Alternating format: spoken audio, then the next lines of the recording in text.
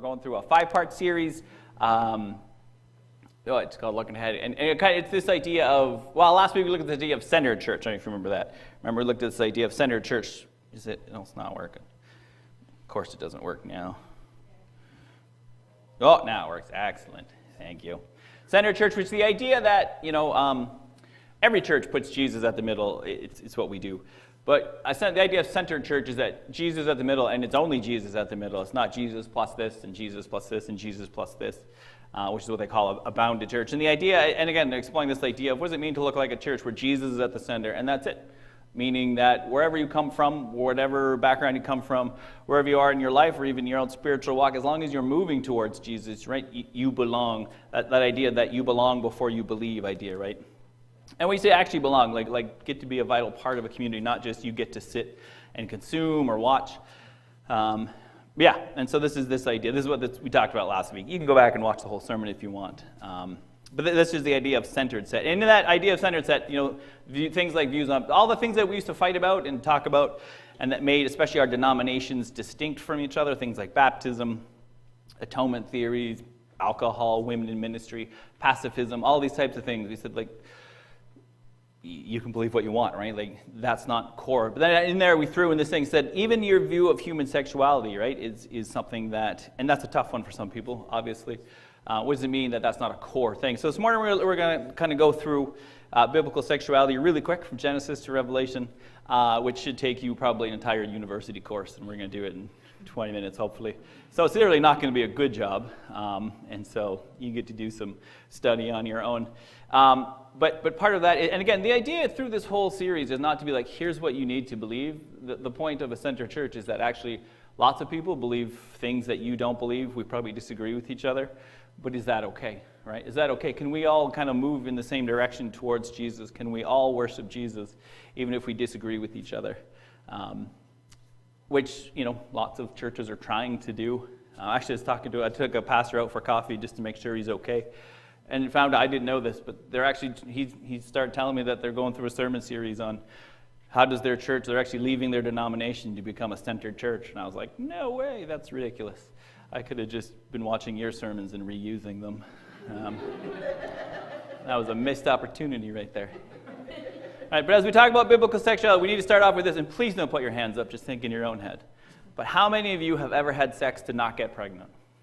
Please don't put your hands up. All right. All right. And I say that because if you've had sex to not get pregnant, if babies was not the goal of that sex, is there kids here? I probably should double check that.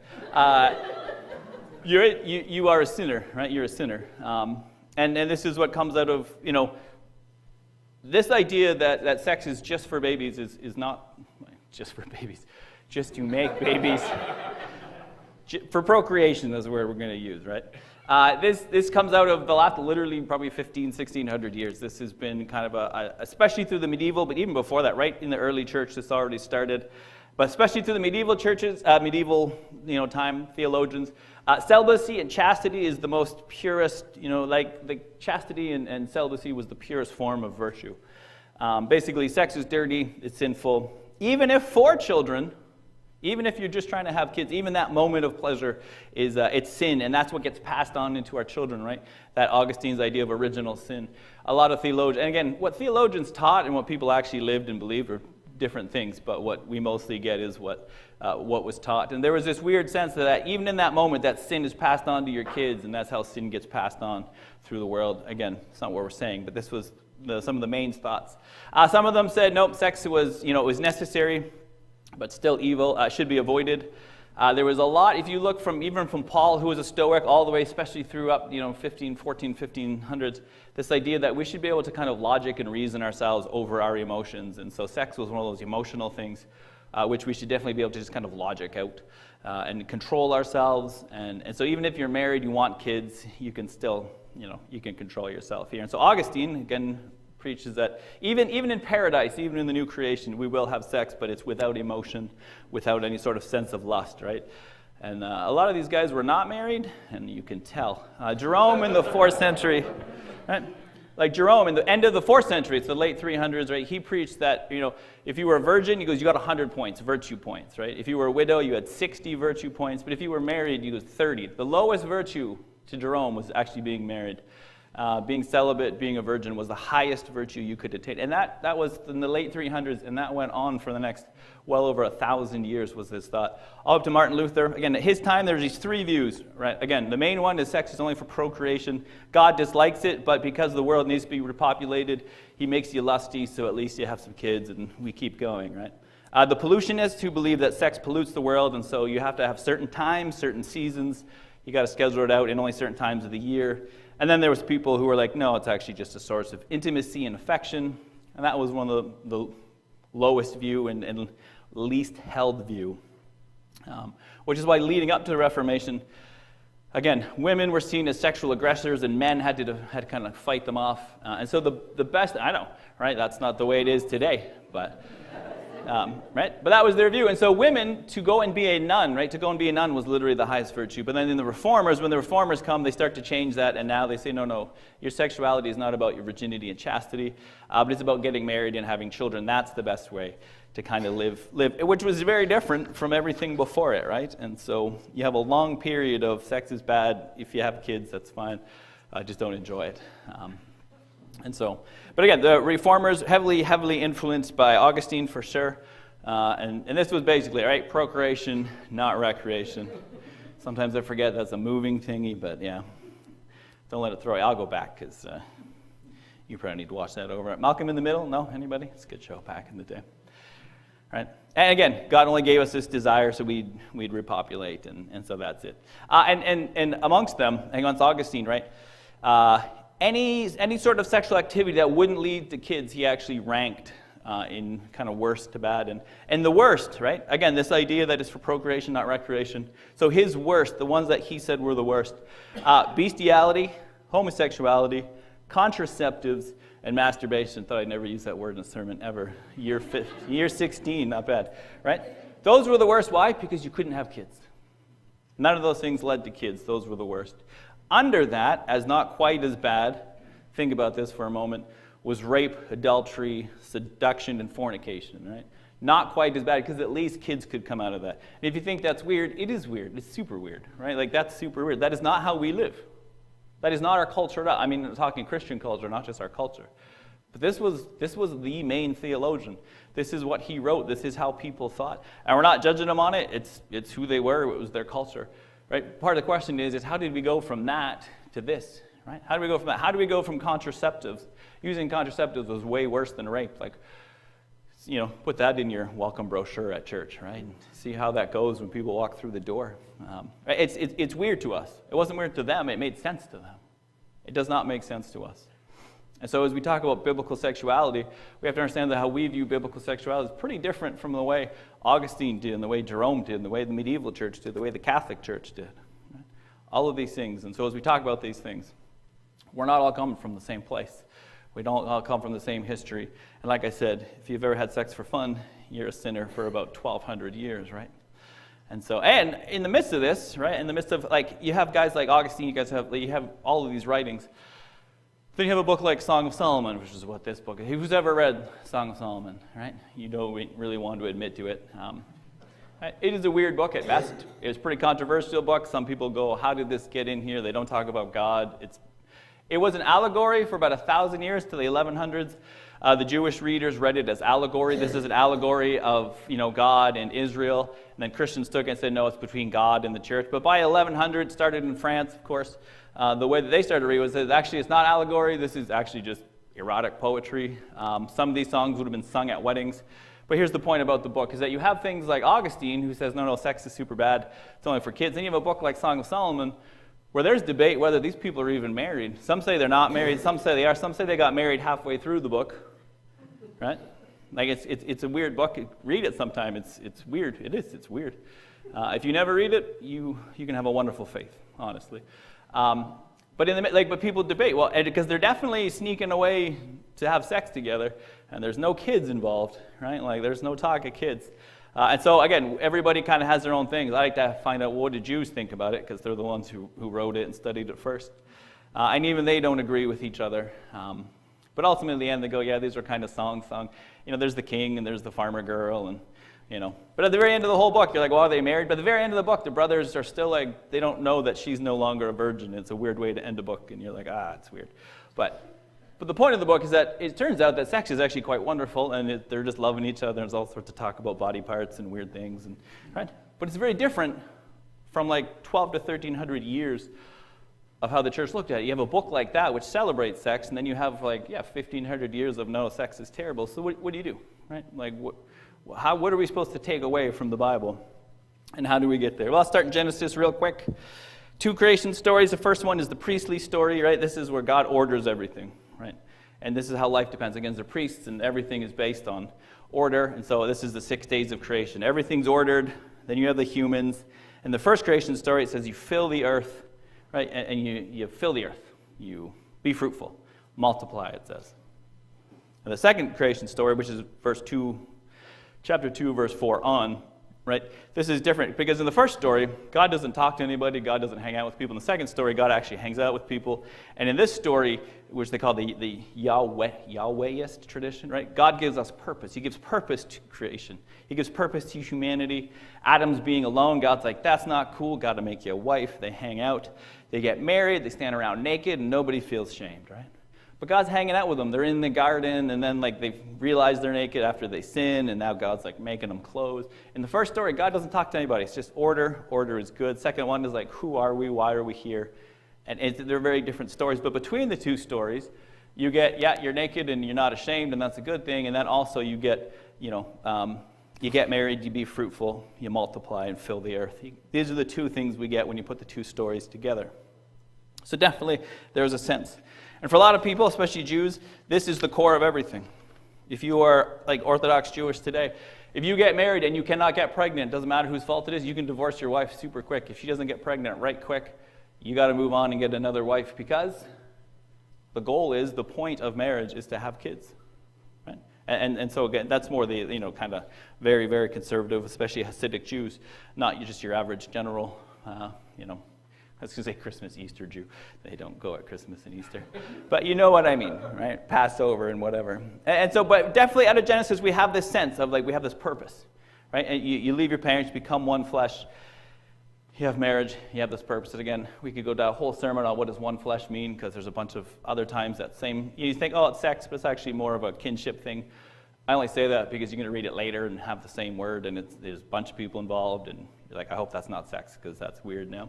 But you definitely have this sense of you leave, there's a man, there's a woman, you get married, you have kids, and that kind of becomes the core of Christian sexuality, for sure. And a lot of people go to that and say, this is it, this is the core. Other people say, actually, it's not really just, a man and a woman get married. It's actually more of a command not to be divorced. Once you're married, you stay together, you never break apart, which would make a little more sense, because whenever this verse gets brought up, it's brought up in the case of divorce in the New Testament. But the bigger reason is that if God's command for everybody is you have one woman, you have one man, you get married, nobody in the Old Testament listens to it. This is the problem. You read Genesis, you go, okay, one man, one woman, got to get married and have kids. And then you read the Old Testament, you go, nobody believes that. I don't think they read the Old Testament, because apparently they missed it. Not only that, if God says that in Genesis, then in Exodus, he says, by the way, if you marry another woman, you have to feed her, clothe her, you have to give her, if you have a wife, and you marry another one, you have to still feed, clothe, and give marital rights to the first one, right? But if you don't, then she gets to leave you and find a new husband who will take care of her, right? God's making rules about when you have a second wife. Leviticus 18, right? Don't have sex with your mother, that's gross, but don't have sex with any of your father's wives. Assuming your father has many wives. Not with your mom, obviously, but none of the wives, because that would violate him. Not violate the wife, that would violate him. Leviticus 18, don't marry your wife's sister, because then they would be rivals. Assuming that you're marrying multiple people, just don't marry your wife's sister. Right? And most of us are like, we don't want to. Right? Deuteronomy 17. Just kidding, in case my family's watching. My family's great. Deuteronomy 17, the king must not take too many wives, for they will turn him from God, which we absolutely saw with Solomon.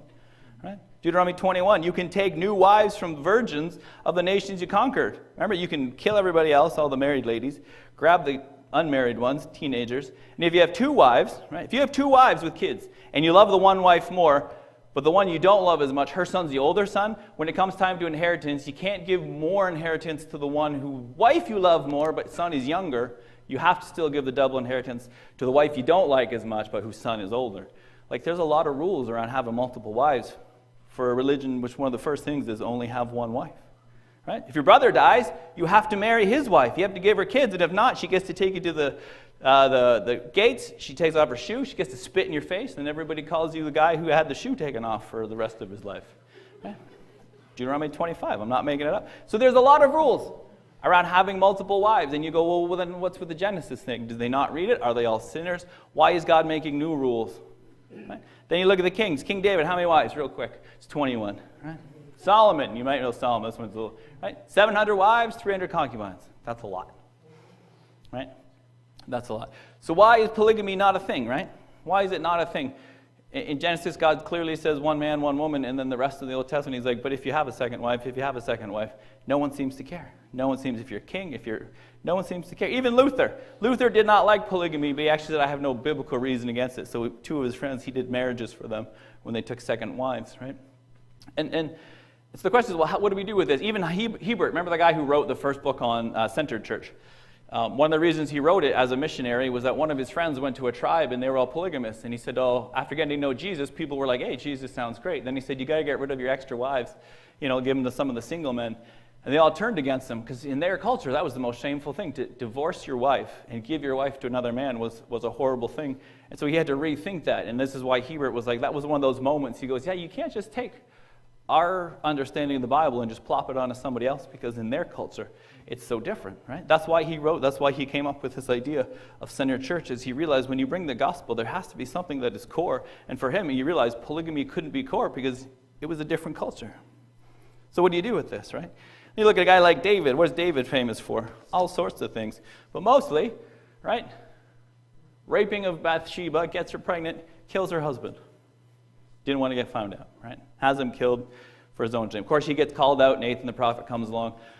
And what does he tell him off for, right? Who has he offended? Who has David offended according to the prophet? It's Uriah, right? Remember the whole story? You were a shepherd, you got lots of sheep, and there's this poor little farmer with one sheep, and you took his sheep. Who's the offense to? It's to the farmer, right? Who actually was offended? How about Bathsheba, right?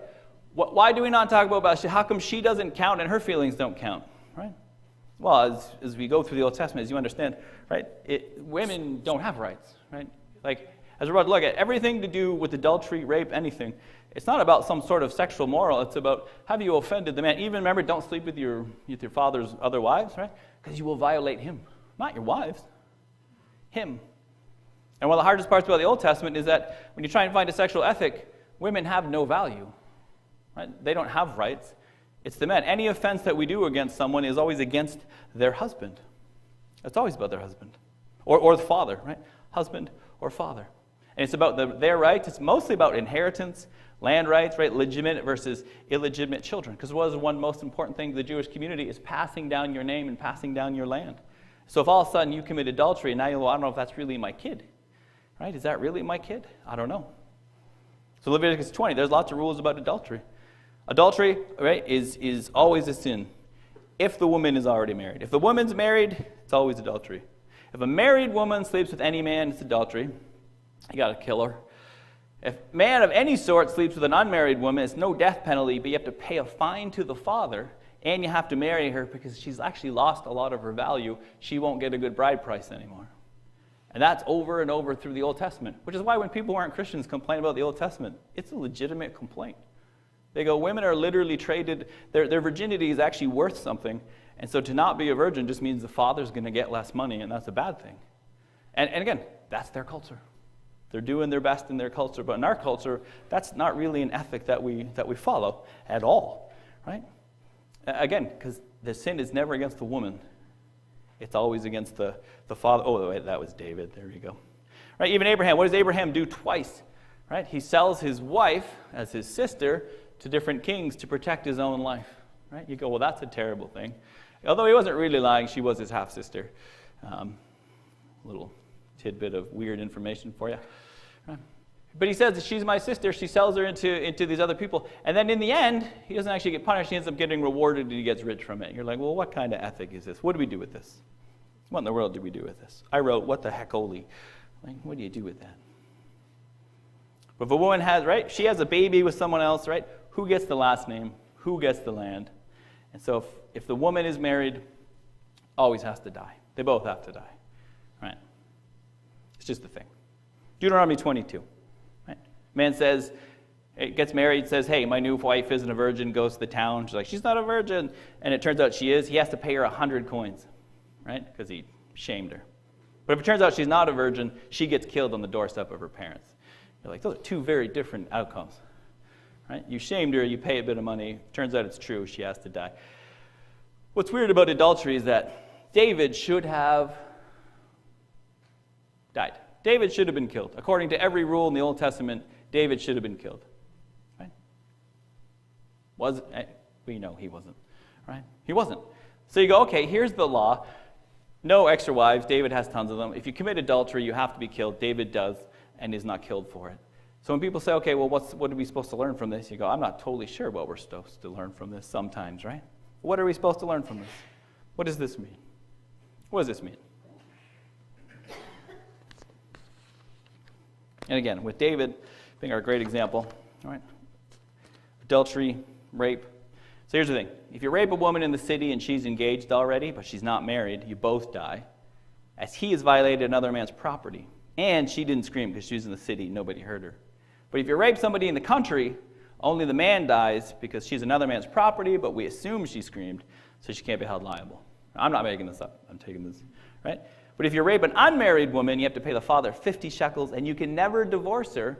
Why? Because she's not worth as much. He won't get money for her anymore. So you have to pay her anyways, and you can never divorce her. Because sometimes in the Bible, God says, actually, because you did this terrible thing, you have to divorce her. And other times he says, because you did this terrible thing, you can never divorce her, because her value, she will not be valued in society, which means often she will end up as prostitute or begging. Both make her vulnerable.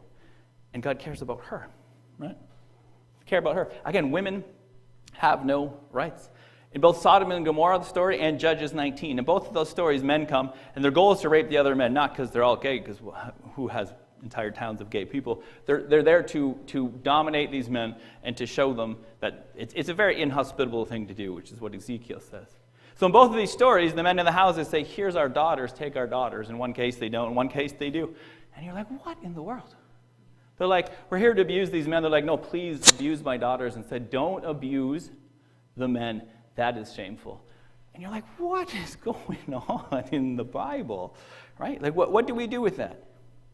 What do we do with that? Again, you don't take your sexual ethics from the Old Testament, because it's really, really hard to. Even prostitution, right? The story of Judah and Tamar. Tamar's married to Judah's kids. Husband dies, supposed to go to the next brother. The brother, he's supposed to give her kids, but he won't. So then he dies. God takes both their lives. Then the third kid, he's too young, so Judah's like, listen, wait till he grows up, and then I'll marry him off to you. But he doesn't do it because he doesn't want the third son to die. And so Tamar catches on, and she goes, he's never going to marry off.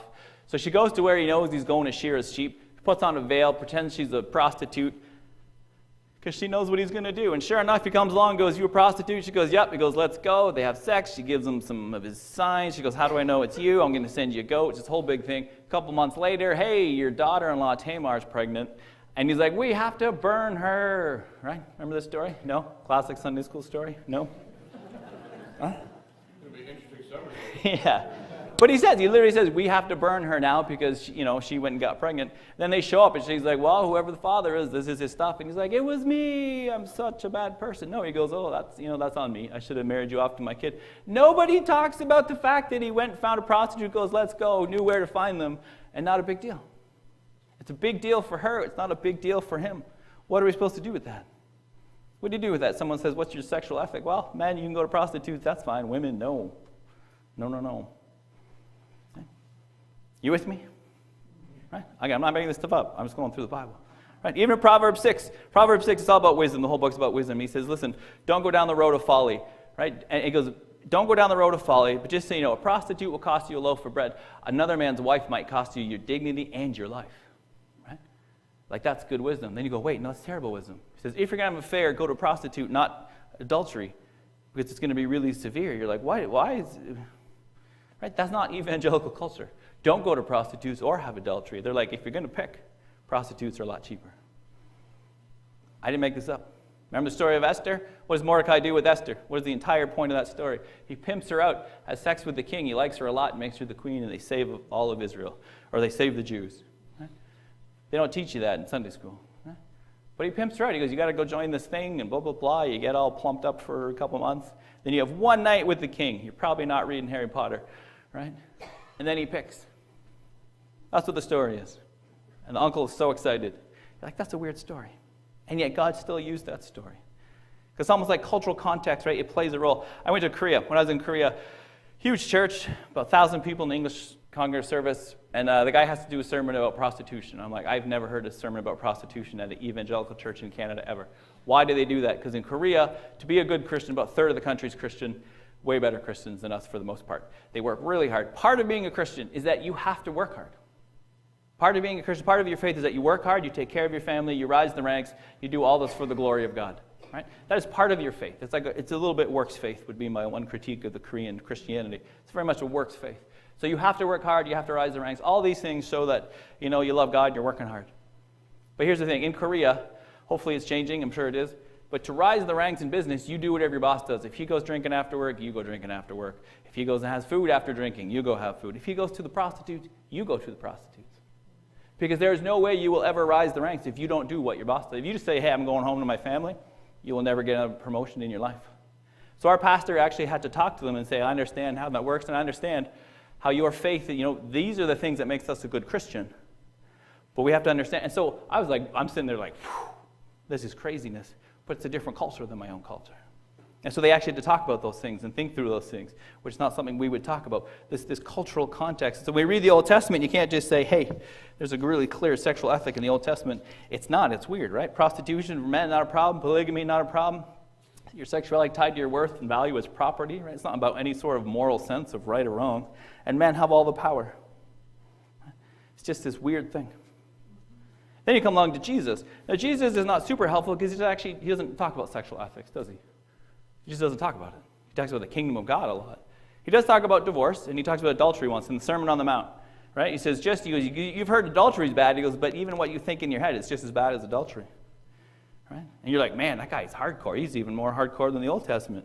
Until he comes along to a woman who's like, hey, I've been divorced 4 times, and I'm currently living with a man. Right? And we would say, we'll vote for you then. Just kidding. That was a little Trump joke. Right? So what's Jesus going to do? Clearly, he's going to stone this woman. Clearly, he's going to follow the Old Testament law. She's divorced 4 times, and she's currently living with a man. She's committing all sorts of sins. And what does Jesus say to her? He goes, hey, man, I have living water I'm going to offer to you. It's life. It's like life abundant. And she's like, what? And he's like, yeah. It's this amazing thing. I'm the one that you've all been waiting for. And then she goes back and becomes this like a messenger, and she brings all these people to Jesus. And when she's there, the disciples show up, and it says they were shocked. Of course they're shocked. Not only should Jesus not be talking to this woman should be punished because of all these things. And Jesus at no point says, hey, your life is a terrible thing. He calls her out on it, and then he says, how about you go bring everybody back? And they do. And it's great. And people meet Jesus. And you're like, Jesus, what kind of sexual ethic is that? Then in John 8, a woman caught in adultery. She's actually been caught in adultery. Where's the man? Nobody knows. But she's there. She gets dragged up. Jesus shows up, right? Remember the whole drawn in the sand? And then he stands up, he goes, anybody without sin, you cast the first stone. Now, that sounds good, right? And people go, yeah, we're all sinners, and we understand that all sin is equal, right? No. The Bible clearly says about 30 different times, if you're caught in adultery, you got to die. That's what it says. And Jesus goes, oh, did nobody condemn you? Neither do I. Neither do I. Now go and sin no more. He doesn't say go and sin no more or I will condemn you. I think he says go and sin no more so you don't get dragged back here because I may not be here next time. I saved your life and I don't condemn you. That's not the Old Testament. The very rules of God about what constitutes what this woman should die for, Jesus is like, no one condemned you? Me neither. Me neither. And we don't know if there was more conversation. And the hope is that he calls her on to something greater, but he doesn't say anything. He just says, I don't condemn you either. Go and sin no more. What do you do with that? What do you do with that? Well, you can certainly toss out the whole Old Testament at this point, because if Jesus isn't following it, I don't know that we have to. I don't know that we have to. Then you get to Paul. Paul's different. Paul talks about sexual stuff a lot. And a lot of you, right, and we're not going through all, there's tons. There really is tons. First of all, Paul uses a word called porneia, where we get the word porn from. It comes from prostitution, to sell oneself. Porneia is a pretty broad word. There's about 15 different meanings. A lot of your Bibles, especially through Corinthians, and when Paul says in Colossians and Ephesians, he talks about sexual ethics. A lot of them will say fornication, meaning sex before marriage. Most of your newer translations don't say that because it's a broad word. It means a lot of different things, and they kind of chose one and said it means this. Now they're realizing, actually, it's a pretty broad word. Now most of them will just say sexual immorality because it is a broad word. Everything from divorce to fornication to all these different things. And so it's a... Right? But he goes, now the unmarried, the widows, I say this, it's good for them to remain unmarried, right, as I am. He also says, but if you do marry, you have not sinned, right, great. If you do marry, you haven't sinned. But if a virgin marries, she has not sinned, great. Those who marry will face troubles in this life, and I want you to spare you this, right? What is Paul saying? So far, he's saying that marriage is fine, but if you cannot be married, that's actually better. What I'm saying, brother, is that the time is short. From now on, those who have wives should live as if they have none. Paul has this sense that Jesus is coming back pretty soon, and he's like, marriage is not helpful. In fact, you should all be single. If you're not married yet, don't do it. If you're widowed, it's best to stay widowed. If you really have to get married, if you're really burning with passion, he goes, it's fine. And if you are married, then he's got a bunch of rules for sex. And he goes, don't abstain for too long, but you should for a while, but like not too long and long enough that you go have affairs with these other people, right? And so he's like, sex is good and marriage is good, but not as good as being single. It's not as good as being single, which is what Jesus says. Jesus is in this weird little thing about eunuchs. He goes, some are born eunuchs, intersex, some are made eunuchs through war. Others make themselves eunuchs. Others decide to stay eunuchs, to stay celibate for the kingdom. He goes, and that's the best. If you can do it, he says, that's the best. That's the best. But here's the problem. He says, I say this as a concession, not as a command. That makes sense. The problem is not with us. The problem is everybody after Jesus, they took this word concession. And they started, at some point, someone translated this as forgiveness. I say this the idea was if you have sex, God will forgive you for it. Right? Some guy translated it went weird. It really did. But from that one word, and from one bad translation of it, they started to read this as basically, if you have sex in marriage, God can forgive that. It's a sin, God can forgive it. It was a bad translation, but that's what took off. That's what took off. And what do you end up with? You end up with this, right? This is good, but this is better. And they take this from Paul. They take this from Paul that if you have sex within marriage, God can forgive that, meaning it's a sin. So that means sex is a sin. That means and so you see where we're going? It was that whole Augustine, Jerome, the medieval ages, all that stuff, it comes from that one word. It comes from a misreading of Paul. And it led to about 12, 13, 1400 years of this kind of weird idea that sex is only for kids and it's basically a sin, but God can forgive you for it. I didn't know most of that until last week. Right? But it's a weird thing to think about. So again, how did we get from Genesis to Solomon to the Old Testament to Paul, where it's best not to be married? Right? How do we do this?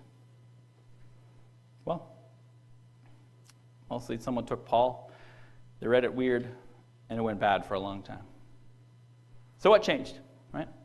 There are still some preachers today who say sex is only for procreation, not recreation. There are still pastors who say that. There are still entire denominations who say you cannot use contraceptives, i.e. the Catholics, and that's why the French have so many big families, right? I have a few friends who think it's, I have a few friends, 4 friends who still think it's acquaintances, somewhere in there, right? Anyways, I won't make that joke. Right? But they believe contraceptive is sin. You should, plan for being pregnant. One of them has just had their 13th kid. 2 days ago, 13th kid. They're from our church in Canmore. 13 kids. That's crazy to me. But I could be a sinner. Right? My other friends have 7 and 8 kids between, 7, and 8. Right? They believe that. And guess what? Go for it. You can believe that. That's totally fine. And there are some people who preach that today. They say this is still from the Bible. This is still what they believed through the Middle Ages. This is still that sex outside of trying to have kids is not good. And I say, fine, if you want to believe that, go for it. But how did we get from that to today? Because I'm pretty sure that most of you don't have more than 2, 3, or 4 kids. There's nobody here with 8 or 9 kids, which means, sinners, that at some point you use contraceptive, or at some point, right, you decided to have a vasectomy. Do you know they sell shirts for vasectomy, Christians who have vasectomies, and it says now it's all recreation, not procreation? Yeah. I didn't know that either till this week. Right? Reporter? So, yeah. How did we get to there? Because that is like when we say you can have sex just for fun, that is so unbiblical of the last like 1,700 years. From the very early church on, again, misreading of Paul, but that's what they believed and preached forever. And we don't preach that today. Were they wrong or are we wrong? Well, it turns out that nobody's wrong. What led to the change? And here's the picture of it. What led to the change? Why does the church not still preach that anymore? The answer is urbanization. When you lived in the country and you lived on farms, you needed lots of kids, and kids died, right? The birth rates were really low, or the death rates at birth were really low. Really high, sorry. But as we moved into cities, two things happened. One, birth rates went up. We started to have more kids survived. We didn't have to have as many kids anymore. You didn't have to get pregnant so much because your kids were all surviving. And also, as we moved into the cities, we didn't need as many kids because now living in the cities is expensive. And now, instead of working on the farm, we wanted to educate our kids. Well, education was expensive. So all of a sudden, Christians were like, I can't have 9, 10 kids. I live in the city. I'm not on a farm. I can't afford to do this. And so what do we start to see? We start to see the church change its stance and Christians change its stance. Why? Because culture changed. We're not farmers anymore. If we're still farmers, great. Have at it. You need tons of kids, especially if you live out in the country where you don't have doctors and whatever. We don't have that here, but some places. So how did we get here? How did we get to, as Christians, to a choose your own adventure? Right? How did we get there? Because that is not like literally contraceptives, vasectomies, all the stuff. This is the last 100, 150 years. Right? It's industrial revolution, urbanization, and we changed what we taught about this stuff. Like what we teach today, if I say you go home and have sex for fun, that's horrible, that's terrible, right? Mostly because now you're thinking about it, but it's also terrible for what's the last history of what we taught about sexuality, biblical sexuality. I would be a bad pastor if I told you that, so I'm not going to tell you that. Right? You should be ashamed. And you laugh, but that's been the last 1,800 years of Christian sexuality. It's basically just covered in shame. Who grew up in the purity culture? Right? Only a few of us? Oh, anyways, the entire thing was just shame-based, right? Shame-based. And now we don't shame people anymore. It's not shame-based anymore. Now we go back to more Song of Solomon. What is God? We go back to creation, right? Now run around the forest, be naked, don't have shame. It's great. Not a forest where other people live, obviously, not close to your house. But so what do we do? Because clearly there is still sexual ethics, right? And again, if you go through and Paul's got a lot. But again, Paul, Jesus, don't get married. It's best not to get married. But if you do get married, here's what you do. Right? If you do get married, you have made what? You have made a faithful covenant with somebody. You have made a covenant with someone, you need to hold to that. Because one thing, again, not really from the old, because again, you could have adultery as long as she was single. But in the New Testament, Paul drops that. Adultery is the worst thing you can do. Why? Because you have made a faithful covenant with somebody. And if you break that, right, that is the picture we have with God, right? They talk about, Jesus as the groom and we're all the bride, right? And so faithful covenant with each other. Which I want to end with this verse, right? He is the faithful God, keeping his covenant of love to 1,000 generations. Right? If you go, okay, I don't know what to do with sexual ethic, well, one of the things you can do is say, okay, if I decide to get married, if I choose my own adventure and marriage is a part of that, despite what Jesus and Paul say, I have to be faithful in that. I have to be faithful. So if someone ever says to you, what is the biblical sexual ethic? You say faithfulness. It is faithfulness. You can go through all the rest of the stuff. It's kind of fun. Right? But it's faithfulness. As God has been faithful to us, as God does not abandon us, right? And again, it's hard because in the Old Testament, God's like, I'm divorcing you. We're like, you can't divorce us, right? It's not, divorce is no, he says, we're supposed to be, you were unfaithful to me. It was God, making a point. But ultimately, God has never truly divorced us. Why? Because he still came. For God to truly divorce us as his people, Jesus never would have come, right? Jesus never would have given his life for us. But he does. He does, because ultimately, God is faithful. And so our call for us, if you are married today, is to be faithful. It's to be faithful to each other. And again, that was really quick. You can read all sorts of stuff. And again, you should read through Corinthians and 1 Corinthians 7, and there's a lot more to it. But I just want you to understand from Genesis, where we came through what it actually looked like the Old Testament, to what the New Testament, and then the medieval, like the last 2,000 years of history, how we actually live this out, to where we are today. Because again, where we are today is so different and so new from not that long ago. And so it's hard to be like, here's the clear biblical sexual ethic. If you want to pick one, it's the faithfulness, right? The faithfulness to each other. as a representation of the faithfulness between us and God. That's assuming you're a sinner and even got married in the first place, of course, because you couldn't hack it. It's a really bad take. It's biblical, but it's a bad take. Again, marriage is good. Don't let me make you feel bad. Paul says marriage is good. Sex is good. It's all good. Not as good as being single. But if you decide faithfulness is where it is at, this is what we are called to. Now, next week, because in our culture, of course, LGBTQ questions is a big part, we're going to look at just at that question. And next week, we're going to look at the 3 ways that not just our culture, but Christians view that topic. And again, the point of this series is not to be like, you have to believe this, this, or this. No, it's the point of people sitting next to you, people in your family, your kids, your parents, your siblings. They believe differently than you. So next week, we want to look at those 3 views and help you understand the person sitting next to you. Help you understand your kids when your kids come and go, you know what, I don't actually read the Bible the same way you do. We want to help you understand that. So that it's not this like block between you and your kids, or you and your grandkids, or you and your spouse, or you and anybody in your family. The hope is to help us understand each other. We're not going to be like, you need to believe this. But as a centered church, what we're trying to propose is that we're allowed to disagree with each other. We're allowed to disagree over human sexuality of the Bible. You know, we're allowed to, as next week, we're allowed to disagree over. We don't all read. We've never read the Bible the same through history. That's why we have thousands of denominations. We still don't read the Bible the same. That's why we have hundreds and hundreds of different translations. So even next week, even with a question like that, right? Because for us, like it was women 30 years ago was like LGBT now, and 100 years ago, 150 years ago, slavery 200 years ago, right? There's always, our culture always has a question. For us, this is the question, right? For us, this is our context. So we're going to talk about this next week, look at those 3 main views, hopefully help you understand the people in your life who you disagree with and who disagree with you. And so I hope you come up with that. It should be good. Hopefully it'll be helpful. You can come tonight if you want and just ask questions about this sermon. Last week, because of the picnic, we didn't have any. Thanks, Mike and Mary, for hosting the picnic. You can ask questions about last week, too, about what a centered set look like, really. And then on the 16th, we're going to kind of lay out, like, what does it look like practically to be a centered set church? What does that look like in, and I talked about that last week a little bit, and as the incarnational model of church, what does that look like? And so we're going to talk about on the 16th. But that's next week. That's this week. Thank you for journeying with me through this. And again, I did a terrible job. I covered almost none of it.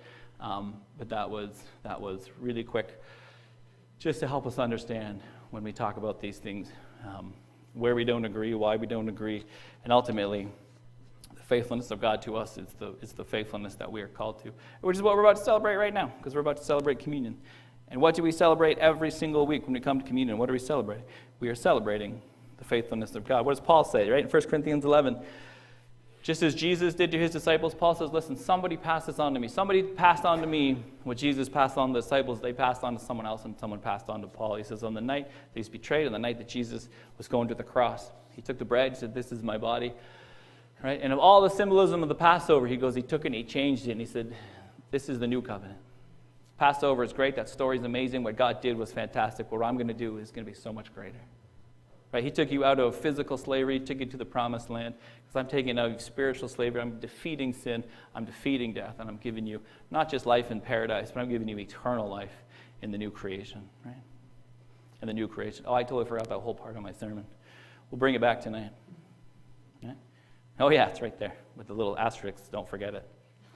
Right? How do we view all of this, marriage, sex, children, in light of Jesus' teaching that in the new creation there is no marriage, there is no gender? Go home over lunch. Think about that. That's your question to go home with. Right? Jesus says in heaven there is no marriage. We're like the angels. I've never met an angel. I'm assuming they're genderless. I don't know. Is that an assumption? That might be an assumption. No marriage, at least. And we glow and fly. So that's your lunch question. Man, that was a really good point. That's too bad. We'll talk about it tonight. But let's talk about communion. Again, when Jesus says, this is my body, this is my blood, and I'm going to do something so much greater. What is that thing? He gives us life. He gives us hope. He takes away our sin. What does sin lead to? Sin leads to death. So he takes away death, and he says, I've now given you living water. I'm giving you living bread. I've given you a life, not just here and now, and the kingdom is here, but when the kingdom comes in its fullness, you will have life, and you will have life abundant. And that's something we look forward to, and that's because of his faithfulness. Because any time God could have said, you know what, I'm done with you guys. You guys are terrible.